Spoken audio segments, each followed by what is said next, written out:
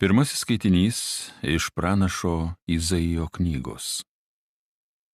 Kaip seniau viešpats buvo pažeminęs Zebulono kraštą ir Naftalio kraštą, taip ilgainiui jis išaukštins pajūrio vieškelį, kraštą į vakarus nuo Jordano, tautų Galilėją.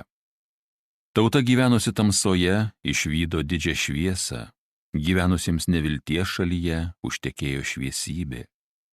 Tu išaukštinai tą tautą, suteikė jai didelį džiaugsmą. Tavo akivaizdoje jie džiūgauja lyg pjūties džiaugsmu, lyg dalydamiesi grobio. Nes tu sutriuškina juos slėgusi jungą, jų pečius lenkusią kartį, jų nuožmaus prievaizdo lazdą, kaip anuomet Midijano dieną. Tai Dievo žodis.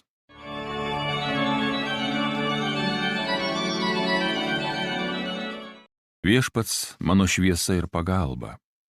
Viešpats mano šviesa ir pagalba, kogi turėčiau bijotis. Viešpats mano gyvenimo tvirtovė, prieš ką turėčiau drebėti. Viešpats mano šviesa ir pagalba.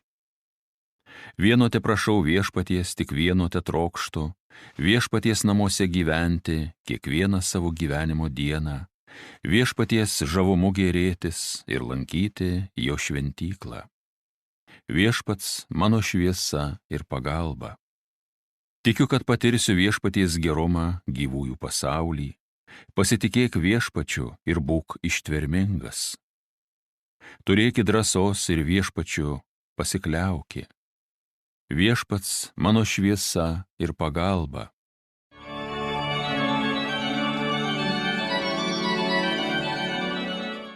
Antrasis skaitinys iš Šventojo apaštalo Pauliaus pirmojo laiško Korintiečiams. Broliai ir seserys, viešpaties Jėzaus Kristaus vardu, maldauju jūs, kad visi vienaip sutartumėte ir pas jūs nebūtų susiskaldymų, kad būtumėte vienos dvasios ir vienos minties. Mat Chlojės namiškiai pranešė man apie jūs, mano broliai, kad tarp jūsų esama kivirčų. Turiu omenyje tai, kad iš jūsų yra tokių, kurie sako, aš esu Pauliaus, aš Apolo, aš Kefo, o aš Kristaus.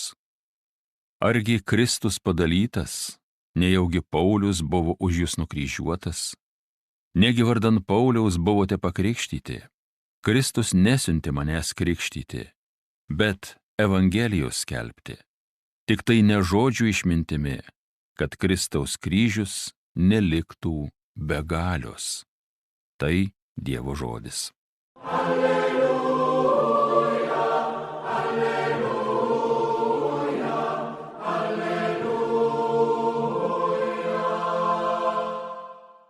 Jėzus skelbė karalystės evangeliją ir gydė žmonėse visokias negalias. Alleluja, alleluja,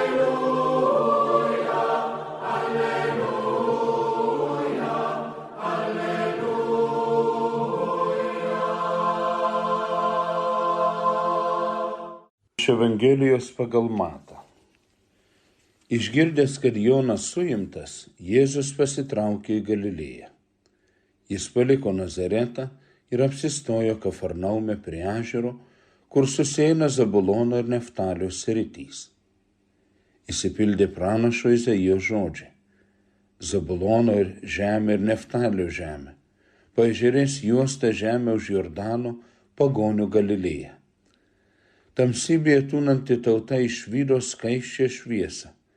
Gyvenantiems ūksmingoje mirties šalyje užtekėjo šviesybė. Nuo to meto Jėzus ėmė skelbti: atsiverskite, nes dangaus karalystė čia pat. Jėzus vaikščiojo po visą Galilėją mokydamas sinagogose, skelbdamas karalystės evangeliją ir gydydamas žmonėse visokias ligas bei negalias. Tai viešpaties žodis.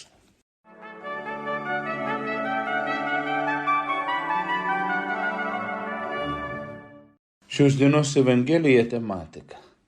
Žemė už Jordano, pagonių Galilėja. Tamsybėse tūnanti tauta išvydo skaisčią šviesą. Gyvenantiems ūksmingoje mirties šalyje užtekėjo šviesybė. Taip svarbu, kad Dievas tapo žmogumi. Dėl visų, ne tik dėl žydų. Dėl visų, ne tik dėl krikščionių. Dėl visų, ne tik dėl katalikų. Tačiau šiame mirguliuojančių šviesų ir ekranų pasaulyje turime išvysti Jėzaus Kristaus Dievo šviesą. Tai nėra taip paprasta ir lengva. Ypač iki tol, kol nesusiduri, neatpažįsti ir nepripažįsti tavyje pačiame ir aplinkui tave esančios tamsos. Neatsitiktinai Evangelijoje girdime, kad paskui Jėzų sekė ištisai pulkai žmonių. Kokių? Sergančių įvairių ligų ir kentėjimų suimtų, demonų apsėstų, nakvišų ir paralyžiuotų. Taigi, pas Jėzų eina ir jo šviesą atpažįsta tie, kurie patiria tamsą, ligą, baimę, nerimą, nesėkmę, nuodėmę, kaltę, klaidą. Atrodo, kad Jėzus yra ne sveikųjų, o ligonių gydytojas, nelaimėjusių, o pražuvusiųjų gelbėtojas. Ir todėl nebereikia bijoti, slėpti ar neigti savąjį silpnumą žmogiškumą, nes tai, ko negali priimti ir pasveikinti pasaulis, priima ir savo gailestingąją meilę apgaubia Dievas. Šiandien dar kartą svarbu išgirsti Jėzaus žinią. Atsiverskite, nes Dievo karalystė jau čia pat. Atsiversti tai iš naujo labai radikaliai atsisukti į Dievą.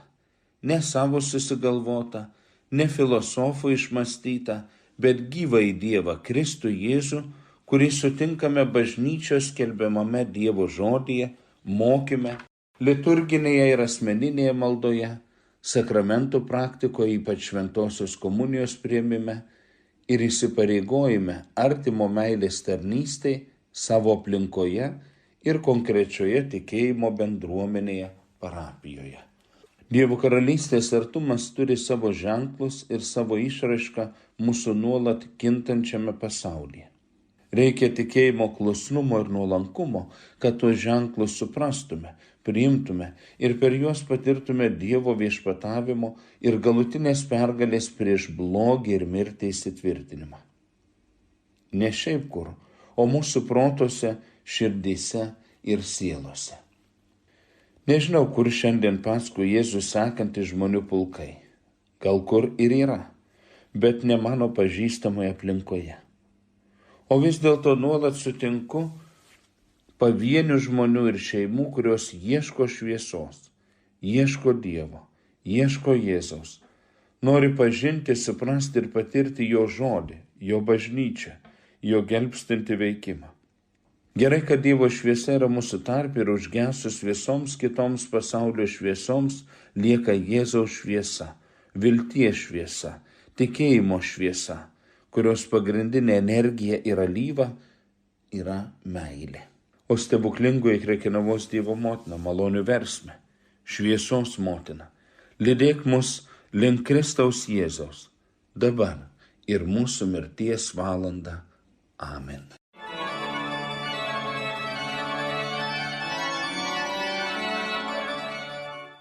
Homiliją sakė teologijos mokslų daktaras kunigas Gediminas Jankūnas.